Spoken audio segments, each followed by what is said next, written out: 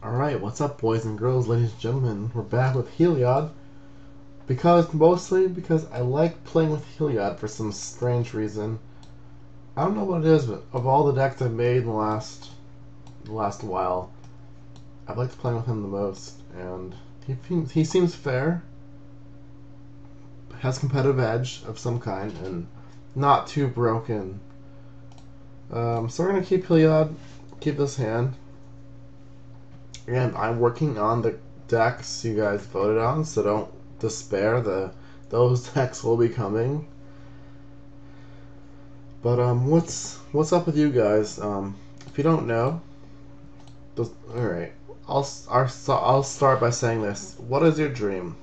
If you have a bucket list / a dream in your life of accomplishing something, running a marathon, skydiving, doing something crazy, what is your goal or one thing you want to do in life that's kind of a reach, but something you really want to do? So one thing that I really want to do and I actually plan on doing is climbing to the top of Mount Everest. If you don't know, Mount Everest is about 29,020 feet above sea level.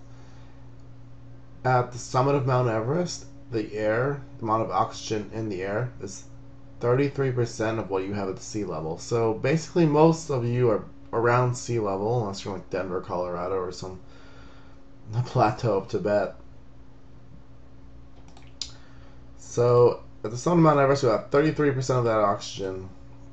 If I was to drop a random person who's not used to altitude on the top of Mount Everest with no oxygen, they would die within a few minutes. So kind of just goes to show you how extreme that is. So it's kind of one of those silly things like, why do you want to do that? What's the point? You could die, and many people have died. And actually, April 18th, 2014,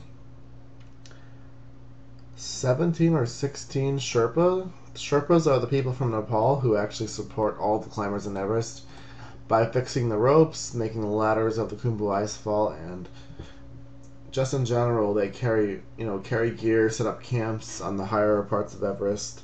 They're basically the lifeline of Everest, and 17 of them or 16 of them got caught on Everest. It's actually the single worst day of Everest's history of people dying, and it's an awful thing. I'm very saddened by it, and I just hope that nothing like that ever happens again in Everest history. But hold on, we can think about this. Warhammer, you can equip it. If I play Elspeth, he can do damage. Alright, well, Trample is really bad against my deck. Alright, well, that's why it's hard to, record and play a gameplay at the same time, because you have to, think what we're talking about and then play, and you guys are like, oh, well, why was this game 6 minutes long? Well, I'm talking about my thoughts here. It's not the easiest. Alright, I think we just slam Elspeth. If we slam Elspeth, he can't play anything else. He has to equip and try and do damage. Hopefully he doesn't have anything else.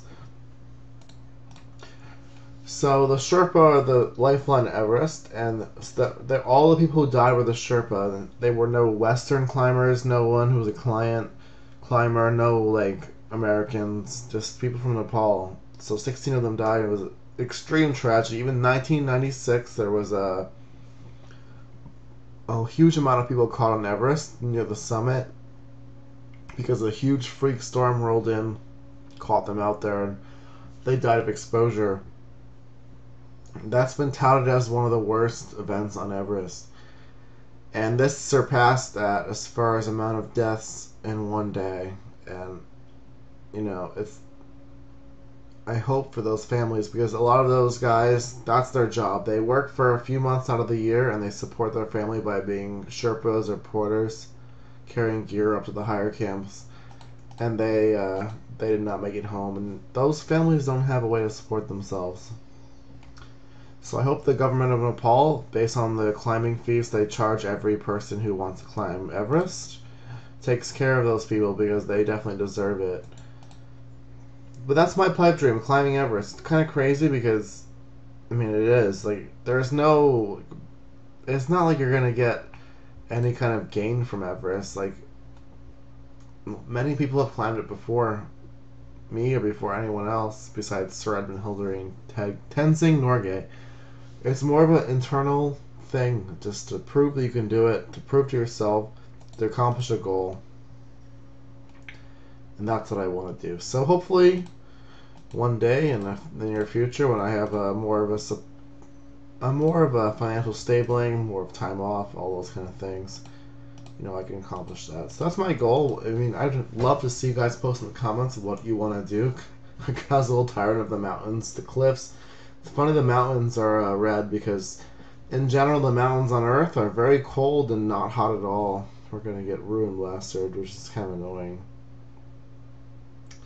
Oh well, he's got Ruin Blaster. I could have Dust Bowled one of his lands, but we didn't, so now we're getting Ruin Blastered. Taking out Dust Bowl, and that's fine. Fine with me. Alright. Spike Shot Elder. That's pretty good with his Locks on Warhammer. 1, 2, 3, 4, 5, 6. So we can just play Avacyn. If he's going to be pretty cold to Avacyn, unless he has Active Treason or Zal's Conscripts. And if he does, we are going to be pretty broken. Alright, well, I hope you guys enjoyed my discussion about Everest.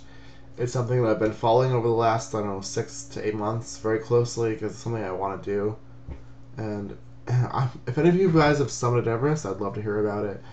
I'm not so sure that's happened, but, it's something I'm actually completely serious about at one point.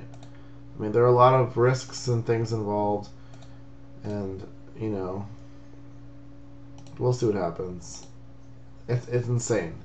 And at this point, actually, another reason I'm talking about it is because this is the summit window. There's a window where summoning Everest is actually feasible. There has to be a break in the weather. You can't summon Everest when there's 40-mile-per-hour winds and then at minus 20 degrees Celsius. You actually have to predict the weather, acclimatize to the mountain. You have to make your body used to the oxygen level because if you don't know, like I said earlier, you're not used to having that little oxygen. So you have to go up to the top of the mountain or middle parts of the mountain, let your body adjust. Your bone marrow needs to create more red blood cells.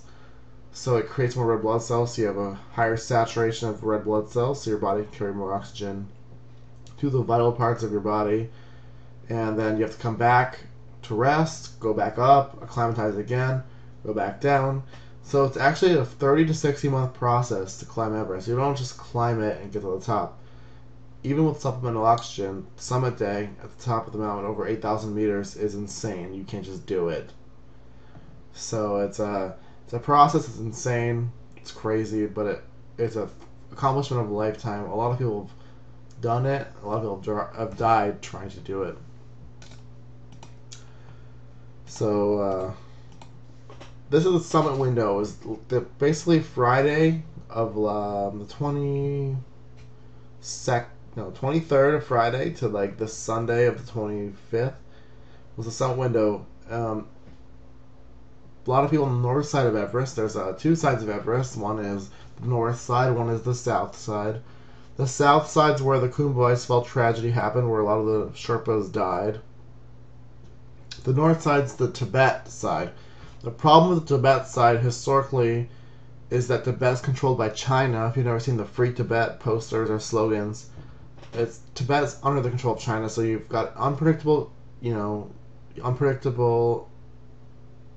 government, unpredictable bureaucracy, and you can't rely on that. So let's see what we're going to do here. I think we should just cast Heliod.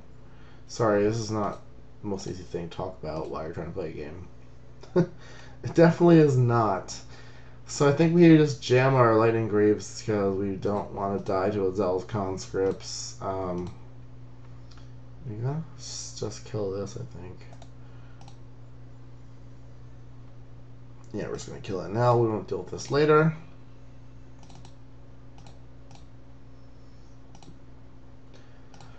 And we're going to try to kill our opponent because that's what we do here. But on the Tibet side, you have basically they can cancel your climbing permit right before you show up to the mountain. And that's a problem because you can spend tens of thousands of dollars, prepare for over the year to climb Everest, and China can just say you can't climb. But that does not happen on the Nepal side. And that's the most popular route is on the Nepal side because that's where Tenzing Norgay and Sir Edmund Hillary made the first successful summit of Everest. And that's the 80% of the people climb from the south side. But this is the first year in Everest history where the south side was closed. It was closed off because of the tragedy that happened on April 18th, because of the avalanche that happened in the Khumbu Icefall, this is an unprecedented event. So hopefully next year that doesn't happen, and hopefully the people on the north side, they all make it to their summit, they make it home safely. Several have summited already, and there was actually a couple of people who took an aircraft, a helicopter, up to the first camp over the icefall after the route was closed. Kind of against the wishes of the Sherpas and the Nepal government. You can read more about it in the news if you want to search it up. I'm kind of rambling on, but we have the snow-covered plains. No snow-covered mountains, just the molten pinnacle. So I think I'm going to leave it at that. I can't force Everest down your throats, but I hope you guys can appreciate what it is and appreciate that it's, the highest point on the earth, and it's kind of a big deal for a lot of people. All right, so Hammer, Gideon. We just Gideon here. All right, Gideon's pretty good. Johnny's pretty good. Putting counters on our guys, pretty good. Alright, we're going to hit this out. Attack with indestructible new guy. Alright, attacking. Alright guys, that is my story for the night. Please subscribe, follow if you like my videos. I'm not perfect by any means, but I like to make videos, share my thoughts with you guys, show you my new decks. I love Heliod. He's just mono white, but he's not insane. He's not bad. He's just Heliod. So you can do things, you make creatures. If you haven't noticed, I didn't actually make any of the 2/1 clerics because I just didn't have the mana to do that. My opponent chose not to he just chose not to block. He could have, but he was like, I'm going to lose, so it's not big of a point. But, Tyrant of the Cliffs, he's actually in a couloir, which is like a narrowing in the mountains where you kind of have a private chat. GG, that guy. If you look it up, there's a lot of mountain terms I've learned over the last, 6 to 8 months. And, yeah. Thanks for watching. Hope you guys enjoyed the story time. Hope you liked it because it actually meant a lot to me. If you want to follow Everest coverage, look up Alan Arnett, AlanArnette.com, and he's got a good coverage. He's talked about his own summits or summit attempts of Everest, and I don't know if you guys are climbers. Let me know if you've aspired to any kind of pipe dreams. I don't know what it is, skydiving, bungee jumping off, Empire State Building, something crazy like that. I'd love to hear it. So I wanted to share this for a while because it's something I've had in mind over the last 8 months, and hopefully if you want to donate to the Sherpas who've died and their families in April, I'll post some links to that. I'll maybe annotate them as well because you guys should. If you donate, let me know. I'd love to hear that because even if one person can donate, that would make a big difference to me. And it'd be a great time. So, thanks for watching. See you next time. And have a great Memorial Day because we have to remember our soldiers. That is the most important thing of this day.